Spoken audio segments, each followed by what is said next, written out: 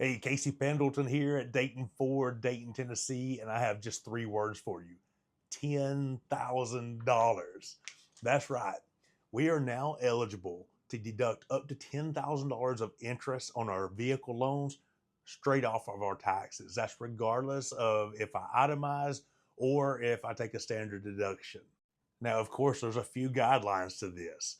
Number one, the vehicle has to be manufactured in the United States. How do you know if your vehicle qualifies?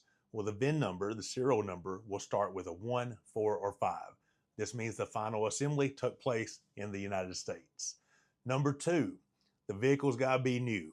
Used cars are not going to qualify for this. Number three, the vehicle's got to be for personal use only. So fleet and businesses, you're not going to qualify for this incentive. And number four, the vehicle's got to weigh less than 14,000 pounds. Now that takes care of the qualifications for the vehicle. There are some personal qualifications to make sure you're eligible to be able to deduct this interest. Millionaires, sorry, you're not going to qualify. There is an income cap, so check with your tax pro to make sure you qualify for this incentive.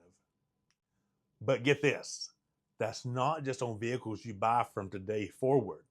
That's actually retro back to January 1st, 2025. So if you purchased a vehicle that meets those qualifications this year, you can deduct that interest.